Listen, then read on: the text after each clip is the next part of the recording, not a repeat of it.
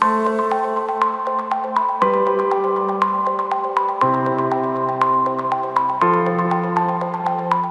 you ever dreamed of investing in large multifamily or commercial properties, the next big startup, or a private company?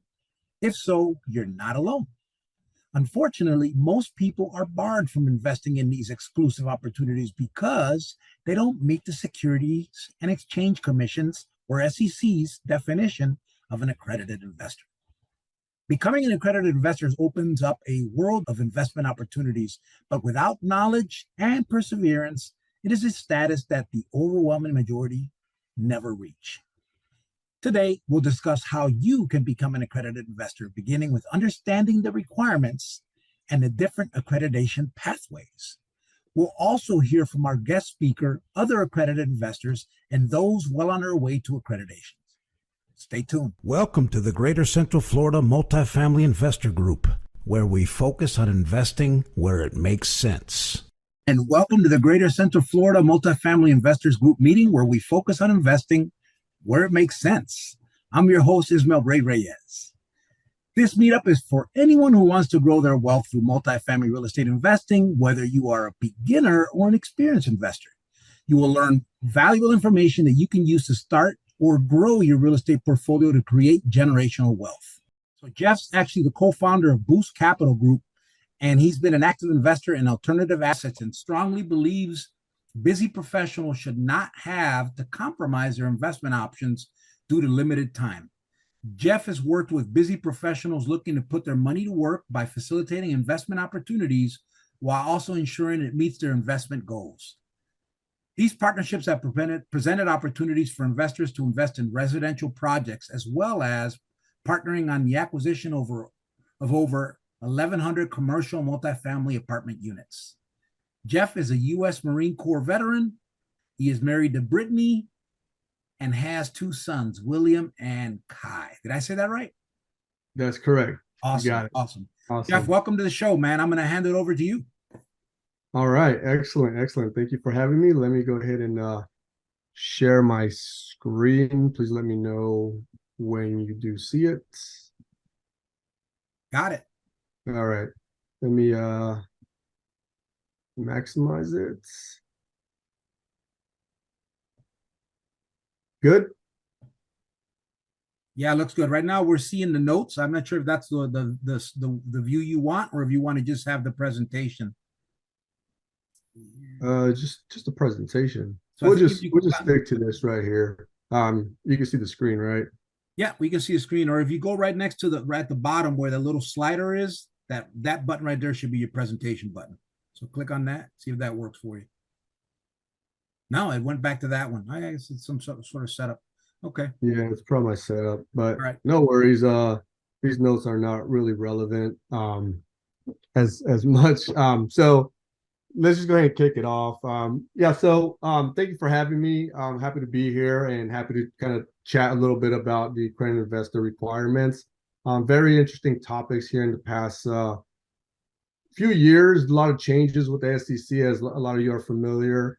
A lot of new rules and new guidelines, a lot of movement, of trying to get investors to get more involved into alternative assets. So let me go ahead and just start diving in. But before we get started, let me go ahead and put out this disclaimer real quick. Please go ahead and read that at your leisure. It's very important that I provide that for you. And I'll just go ahead and read it. Boost Capital Group does not provide tax or legal advice. The material is provided for informational purposes only and should not be construed as investment, tax, or legal advice. The material is considered to be from reliable sources and not representations are made by our firm as to another party information accuracy and completeness. We use a lot of information from the SEC website, government website. All securities offered through Boost Capital Group, LLC, and its representatives do not provide tax or legal advice, and nothing here should be construed as an offer, solicitation to buy or sell securities. And as always, consult your tax advisor or attorney regarding your specific conditions. All right, now we got that out of the way. So who's Boost Capital Group? We're essentially a real estate investment firm. And we work with busy professionals, business owners, and high net worth individuals to invest in passive real estate opportunities. We focus a lot on risk mitigation and portfolio diversification. We have over a decade of experience in real estate and are actually together invested in over 2,800 apartment units throughout the Southeast United States. And who is Jeff? All right, so I am a first generation immigrant, came to the United States when I was 3. I am a United States Marine Corps veteran. I attended Purdue University for an entrepreneurship program, business skills. Then I started a fix and flip business here in the DMV area, also known as DC, Virginia, Maryland. Decided to scale up from fix and flips. If you're not flipping, you're not making any money. So decided to take a course, a program, learn how to do apartment syndications, got my feet wet, started bringing on investors for these deals, and rolled into fund management. We have hired professionals in certain spaces within our organization to facilitate a lot of that stuff. I am married to Brittany Rodriguez and son to Jay, which is William, and Kai, who is 7, and we live in Virginia. All right, so let's go ahead and roll into what does it mean to be an accredited investor. So as everybody that's familiar with what it means to be an accredited investor, like Ray said, it allows you to get into special investments. So beyond stocks and bonds, being an accredited investor opens the gates up for a lot of wonderful opportunities that are not readily available to regular retail investors. The reason accredited investors are a special breed per se is because they had proven that they're able to grow their wealth or meet certain guidelines based on the SEC regulations, which we're going to cover later on the road. So if somebody's not familiar with what an accredited investor is, here's an example, is someone who can participate in offerings made under Rule 506C exemption. What is the 506C exemption? We'll talk about it more in the next slide. So the 506C rule, regulation D, is an SEC doctrine pretty much that pretty much controls what a non-accredited and accredited investor is in regards to investment opportunities. We have a 506B, which is considered a safe harbor. And under this section, investors can invest if they are non-accredited. These are companies that can purchase different securities that can sell securities to non-accredited investors and allows them to invest their money. Rule 506C, pretty much you can solicit for investors, whether it's radio, TV, or online, Facebook, anything. You can solicit all you want, and as long as you ensure that the investors meet the requirements as far as the accredited investor requirements and take reasonable action to confirm this, then those investors can invest in these deals. So these are 2 specific examples of what 506 regulation D is. The biggest takeaway is one is for non-accredited and the other is for accredited investors. So listening to that now, are you an accredited investor? Well, if you're an accredited investor under Rule 501 of Regulation D, the accredited investor needs to have income exceeding $200,000 as a single individual or $300,000 married, whether it's your spouse or your partner, someone that lives with you. There was a regulation change in regards to not having to just be a spouse. It could be an individual that lives with you as a spouse, that takes on the roles of a spouse. The income has to be proven for 2 years prior, and expectations to have that same income come in during the year that you are considered or qualify as a accredited investor. You have to have a net worth of over $1 million, not to include your personal residence. And you can have, and they're talking about changing this. We don't know yet, so that's just a little bit off topic. But $1 million of net worth, not including your personal residence. So whether you have several rental properties, boats that are paid for, so you have a net worth calculator, you use that to kind of figure out, make sure that your net worth still equals $1 million. You can have $1 million property, but if you still have a $500,000 mortgage on it that you owe, that doesn't qualify as $1 million of net worth. And then you could also hold a Series 7, 65, or 82 license. So being a professional in a firm or some kind of a brokerage firm, a licensed individual that's in good standing qualifies you as an accredited investor, therefore allowing you to invest in such deals. Additionally, when it comes to companies, if you have a trust, you can be part of a trust that has capital exceeding $5 million, but with the caveat that it should have not been formed specifically for the purchase of a specific deal. How do they prove that? I'm not sure exactly, but that's just regulations, and I'm sure the SEC can do a really fine job trying to investigate these type of situations. But that's one way to get into an accredited status if you have capital in an LLC or a trust that has $5 million or more. Same thing with total investments in excess of $5 million, not foreign for the specific purchase of a specific property. So you have a trust or a company with $5 million or above. And then you have entities which all of the owners into the entity are accredited. So let's say everybody on this call is an accredited investor and we create an entity, then that entity itself automatically becomes an accredited entity. Now, in regards to the spouse, so if my spouse would be considered an accredited investor because she lives with me, because I'm an accredited investor.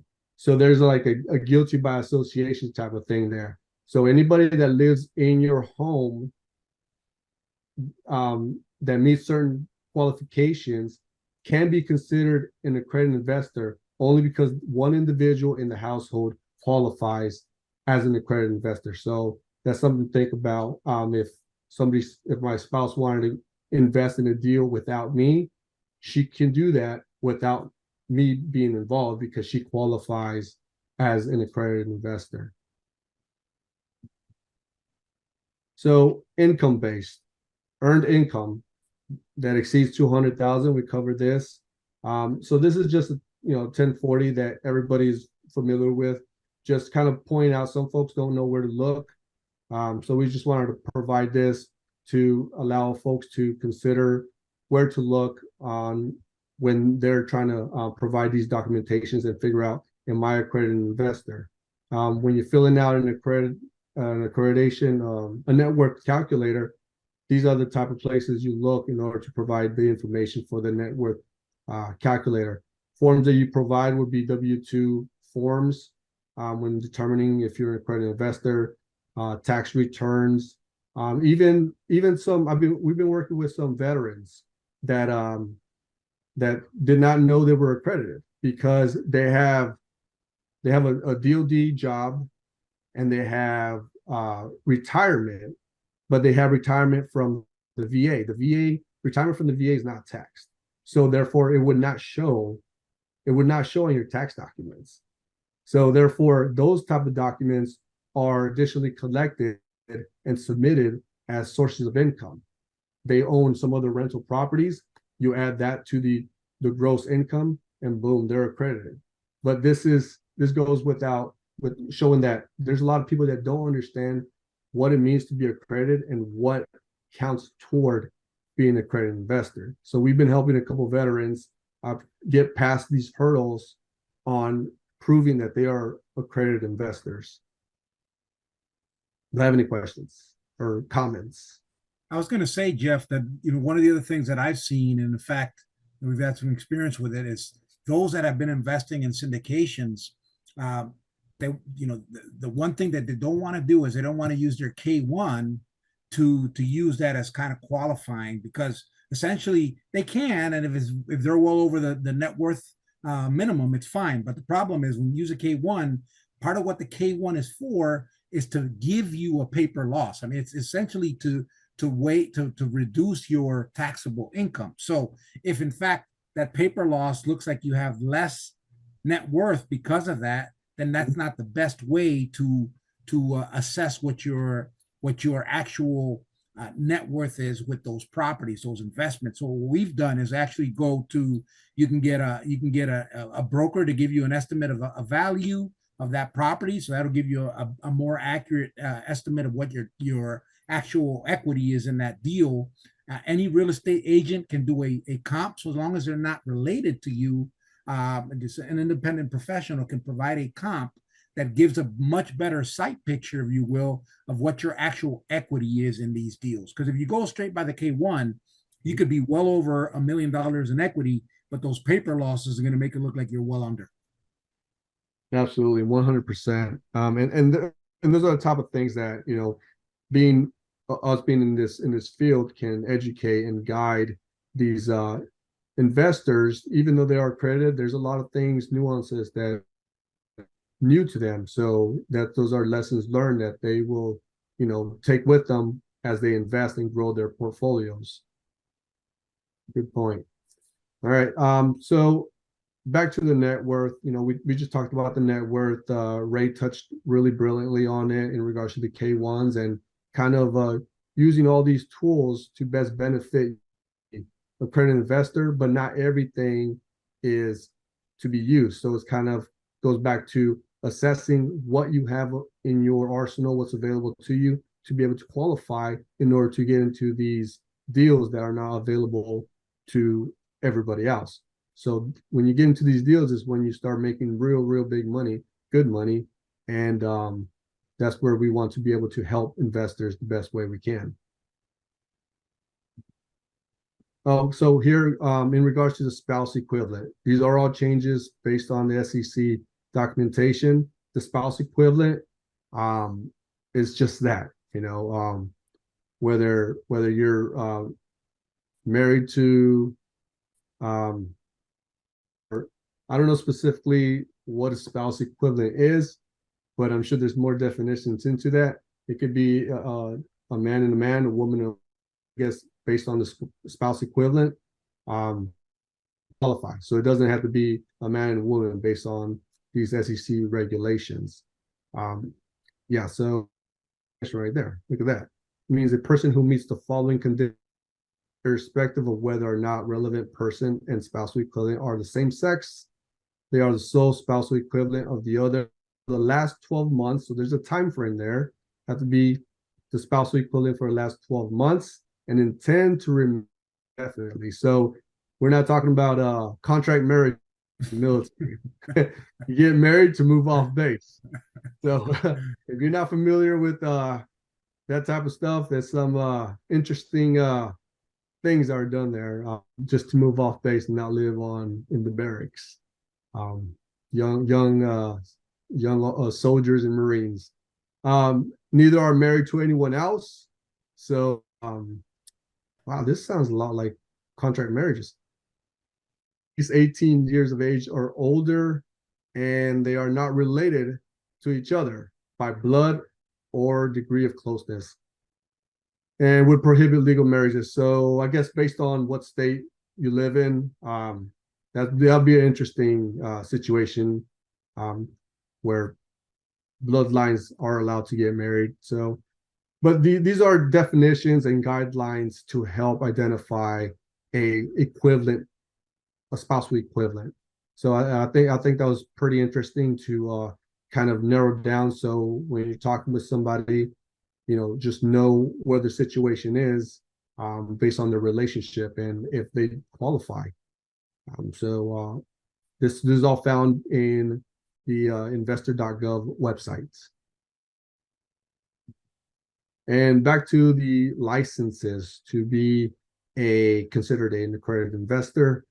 So all these are obviously FINRA governed licenses. So you have your Series 7 General Securities Representative, your Investment Advisor Representative 65 series, which anyone can get that has the capability to pass that exam. The only difficult part is after you pass the exam, you have to find a firm or a brokerage to be able to hang your hat, or you could turn your firm into that firm or brokerage that where you have to pay all these additional state fees and annual, renewal fees, and it could be several $100s. So it'd be depending on the individual if it's worth them for 65. There's tests out there that people can 65 and pass it. It's not impossible, especially if you're real familiar with investments and just management of capital. And then you have your private securities offering representative, Series 82.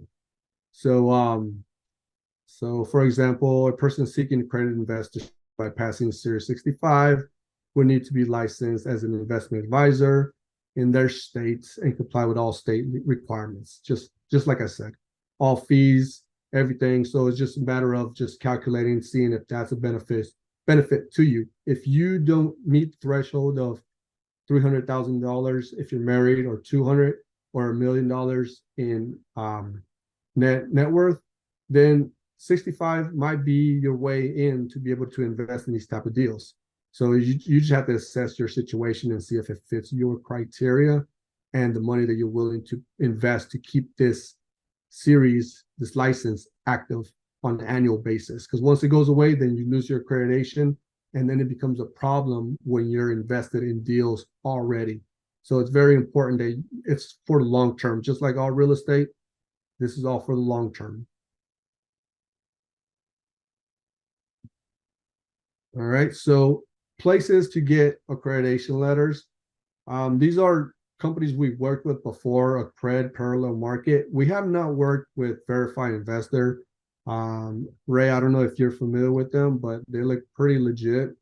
The other two companies are pretty spot on. They're very helpful. They they reply very well, and they've done good for our investors. So these are websites that can provide you these services. The fees can vary depending on how many accreditation letters you have, or if the firm that you're investing with. Sometimes, like, we would cover the fee for the accreditation letters.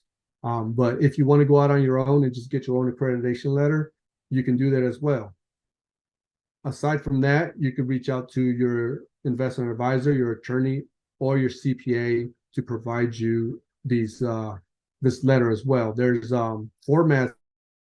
standard letter formats that has all the required information that the CPA can fill out for you, confirming that you are an accredited investor. Since they have all your income and expenses, that's probably usually the easy button if you don't want to go through a third party as such. And well, I'm not going to click on the accredited. So this accredited verification letter, if I click on it, I was just going to pull up a template that shows you what it looks like. Ray has one that he can send you guys, and we can send this one to Ray too if he wants to forward it to anybody that may be interested. But it's just not one size fits all, but it's just a template. And that's all I got for you guys. Do you have any questions? Ray, can you tell us about your accreditation journey? Honestly, I guess the one other thing that I would caveat also for some people, because I think this is where the rubber meets the road, right? Is how do we get, and then the intent is, yes, there's an easy way to find out if you're accredited. My fund, that we have here, I got my other partner, I think Kelly's on the call. We have a fund. When you go through the process of going to doing an investment, you can actually apply for the accreditation there. You get it checked, and it's at no cost to you. And worst case scenario, if you're not accredited, then you're not accredited, but at least you have a sense of it. I can't believe how many people are actually accredited and just don't know it. I will say that if you're a general partner in a deal, because we do on our show, we have not just passive investors, but we'll have folks that are general partners in actual syndications where you have to be potentially accredited investor to participate. However, if you are a general partner in that deal, you can invest in that deal as a general partner without being accredited. That's one way that you can get into these deals if you are an active investor. Obviously, if you're a passive investor, it becomes then a method of like Jeff was saying. Sometimes people have more income than they know. Those K1s can sometimes throw people off, and also their value of their real estate. I mean, sometimes they don't know. Obviously, if you've got a mortgage, the debt that you have on that doesn't count towards your equity, but these properties have been going up in value significantly, and sometimes all you need is to have somebody not related to give you some comps to give you an idea of how close you are to being accredited. And it's I've had some people do that. For those that aren't accredited, the really where it starts is with that first non-accredited deal. I mean, that you can do like Jeff did or I did. You start buying houses, and grow your wealth that way. Start building your equity that way. That's very slow, and it can work. If you've got the time and that's all you can do, that may be the way you want to approach it. But there's also another way where you can be completely passive, not have to worry about all of the work that goes along with managing a property that you think is going to be passive, but then you realize you got to, regardless of whether you have a property manager, you still end up dealing with the toilet issues, the tenant issues, the property management issues, and it could suck you away from whatever else you're doing.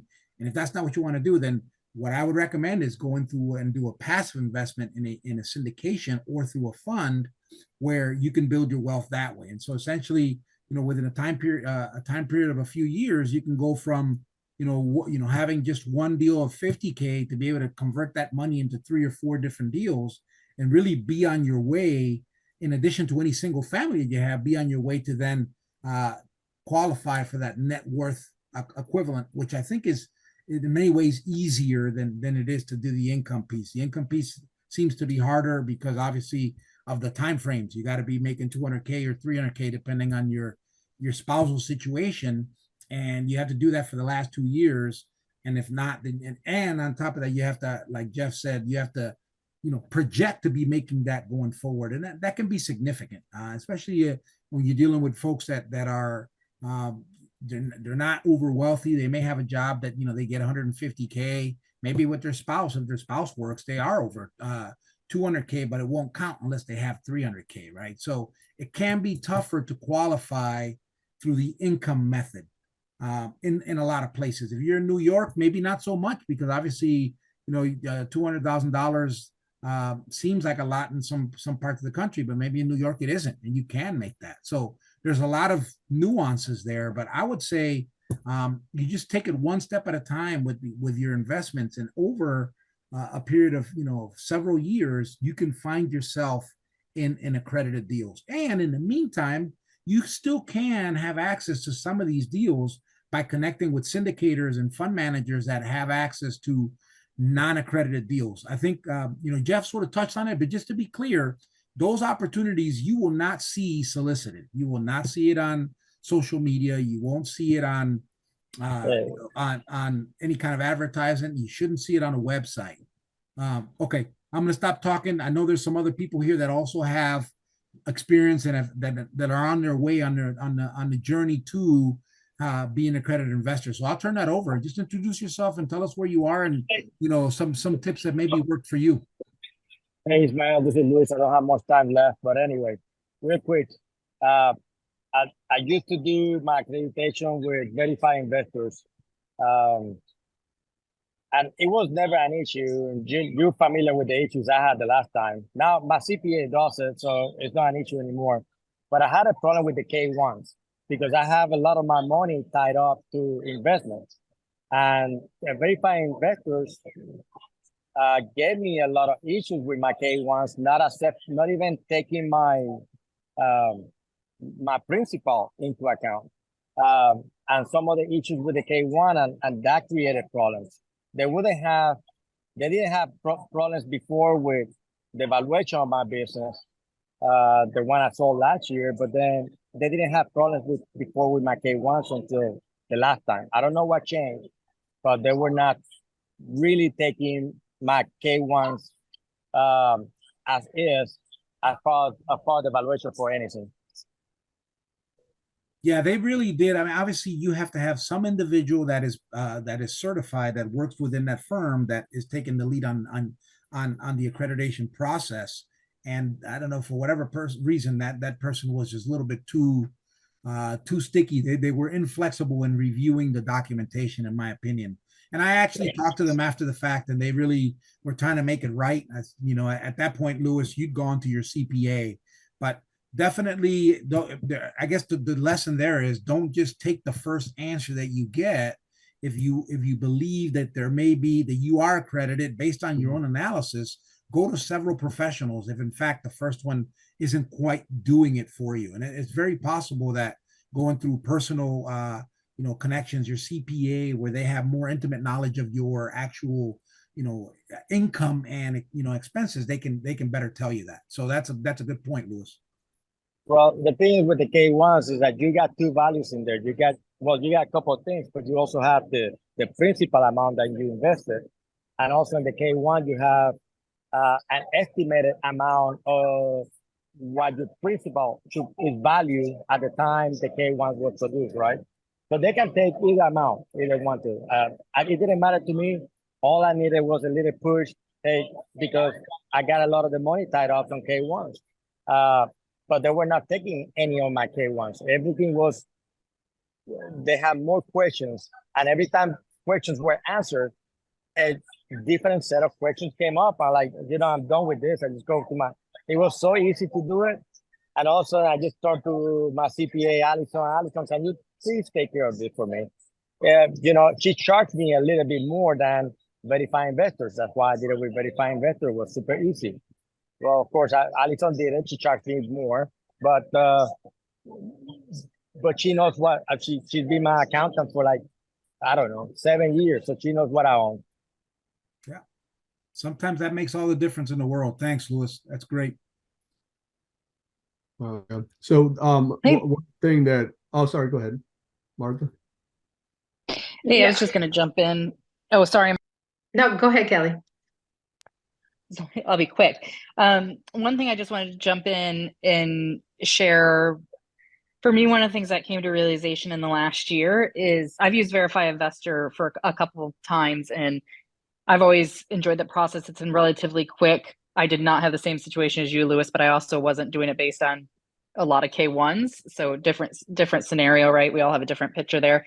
But one of the things that I learned in the last 6 to 9 months, and I think this is an update to the Security and Exchange Commission regulations, but if you've invested with a specific operator previously and you've proven your accreditation status, that you can basically self-verify that you still maintain that accreditation status for up to 5 years.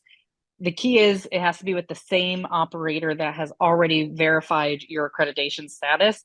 But that was something I was really excited about, and especially for, both the investments I'm investing in, but then also folks that are investing with me, not to have to go through that whole process all the time. Yeah, it can be the same operator or the same fund. But yeah, that's different. That brings up another point. Some of the accreditation companies will give you an expiration date of 90 days, or I think it's 90 days with Verify Investor. It could be 120, and then once it expires, you have to go back to them for that. Whereas if there's others that essentially just give you, a carte blanche that on this date you are an accredited investor and doesn't have an expiration, then you follow the larger rule of verifying at the end of the 1 year. And if it's the same operator, then being able to just self-verify at that point. Because for 506 Charlie or C deals, third party has to verify, which is what we've been talking about. If it's a 506B, if you think you're accredited, nobody's going to question you on that. You self-accredit because it's a 506B. Obviously, somebody told you about the deal. You didn't see it on on LinkedIn or something else. So that's different. But for where there is advertisement and you're trying to get into one of these deals, then you do need a third party entity that's certified to do it. Good point. There's another Kelly spoke on changes. So actually there's another change that I forgot to mention about the SEC is pushing for people to become accredited investors by taking a test, an exam. So I believe it's FINRA's taking lead. I'm not 100% sure. I mean, they have a lot of testing sites already for all these series type of but there's an exam that's supposed to come out that allows people with the inclination to be able to go and take a test, and even if they don't make $200,000-300,000 or $1 million, it allows them to prove that they know they have the knowledge to be able to make informed decisions based on their investments. So that should be something that should be rolling out here in the next 3 to 6 months. I don't remember how long it's supposed to be, but it's in the, I think Congress is supposed to vote on that. There's a lot of pushes out there for, you know, bringing investors into the fold of the accredited status. So that's good news for folks that want to get involved. Yeah. The other intricacy that I see sometimes is if you have an LLC and that LLC is making a certain amount of money, but maybe by itself that entity is not accredited, and then you have your personal income, and then on your personal income it's not enough to meet the threshold for the $200,000. What you can do, and obviously you'd have to do this for a few years, is you can take a distribution from your LLC into your personal income to round out that $200,000 piece. So you can definitely take a distribution to make that work for you over time. I've actually used that strategy where, you know, essentially I brought in some money just so I can qualify on my personal income side by just rolling over some money from my business.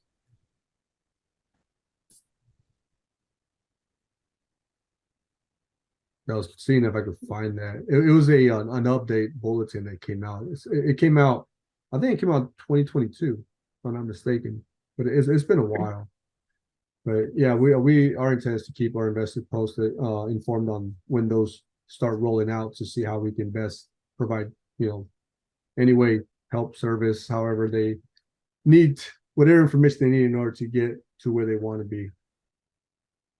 Well, also a different push. I'm sorry, Martha, go ahead. I was only going to say there's a different push that we're also watching, that, you know, some are actually trying to raise the net worth amount or the income amount. We don't think that's going to pass, but definitely that'd be another one that'd be critical to keep an eye on. Go ahead, Martha. So I am not accredited, and I've been kind of working on it for a little bit. But right now, I was trying to find the regulations so I can share it, but when I do, I'll share it with Ray. I know a couple of people who have gotten accredited, especially military retirees and folks who have a retirement fund, because there's a formula, and you know, don't ask me the details on it, but there's a formula that basically says that in order for you to receive a certain amount of money on a retirement, so like military, there has to be a amount of money somewhere, right, that pays for your retirement. I believe it's $18,000 per multiplier. So like the example it gives is like if you make $2,500 a month retirement, then you would multiply 18,000 times 18,000, or 25 times 18,000. So that gives you, I think it's 450,000. So that's how much there is in the fund in order to pay you the retirement. It's a little complicated, but I know a few people who have gotten it done. And so therefore, you know, military retirement, you could use as part of your assets. But more to follow on that when I get approved. Yeah, that's very interesting. I hadn't heard of that, but I guess it kind of makes sense, because if you had let's just say you had an account of $1 million and you were getting interest income from that, obviously you're not getting $1 million in interest income. You're getting a portion of that, but your interest income all counts, but so does the amount that you have that's gathering that interest. So it's almost the same premise, right? You have there's somewhere out there, there's some amount of money that's giving you your income from your retirement, but that's much larger than your actual pay that you're getting on the retirement. So that if you find it, Martha, that'd be great. Yeah, because I know a few people who have gotten it just through with their retirements, to complete obviously their income and their other assets, but it helps because it's a nice jump if you don't have the $1 million. I definitely share that. Thank you, Jeff. This was very informative. Absolutely, Mark. Thank you for joining us. As soon as when I know we have that letter about the exam, the accredited investor exam. So as soon as I dig it up, I'm going to send it to Ray, and he can disseminate how he pleases. But I think it's a very good tool to be cognizant of for future accredited investors. Oh, absolutely. Like you said, in the veteran community, there are so many people who actually could be benefiting from many of these investments, but they can't. And in other communities, like in our Latino community, many times people actually have the money, they have savings and they work hard, but yet a test would be like really great because at the end of the day, what are they protecting from? It's knowledge, really, right? They want to make sure that we understand the risk of the investment, and if you're able to understand that, then why not? Why not based on knowledge, not necessarily on money? Just my thoughts. All right, thank you, Ray. Let me unmute there. All right, so thanks, Jeff, for that. Whatever resources Martha and Jeff and others can bring to bear, I'll make sure I put that in the notes for the show on YouTube when we get this recorded. Then I'll send out a notice of this recording, so that'd be good.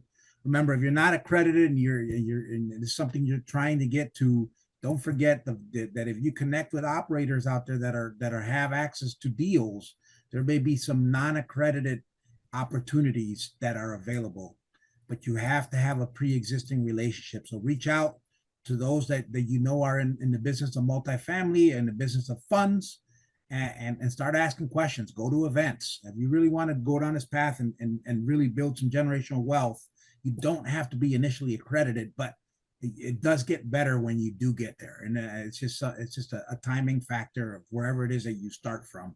Obviously, if you retire from the military, you have that, you have your thrift savings plan and you have some money in there. You can obviously roll that into a self-directed account that also counts towards your net worth, right? So that's another piece that sometimes people forget. So take a look at all these things, and I'm happy to get on a call if you think that you want to take a look at whether you're accredited or not. I'm happy to to discuss it with you a little bit and answer some more. I'm sure Jeff and others like Kelly on the show, and I see Joe's on here. A lot of us can talk about that stuff and help those that don't have it there. So the only thing before we get off the show, I do want to let everyone know that next month we're going to actually have a discussion on customizable funds. And we're actually going to use that as an opportunity to launch our customizable fund that we have, real estate fund. Talk a little bit about a little bit more about that as part of the show, because I think it does allow for some additional flexibility in investing. It is for accredited investors only, again, so that's important. Why getting accredited gives you some better opportunities. So looking forward to having you guys on the show. Jeff, thanks again for putting this together. I'll make sure we get this out to everyone, including your folks. And it's almost time for football, so I'll just hold off there and remind you all to invest where it makes sense, everyone. Thank you very much. Have a good night.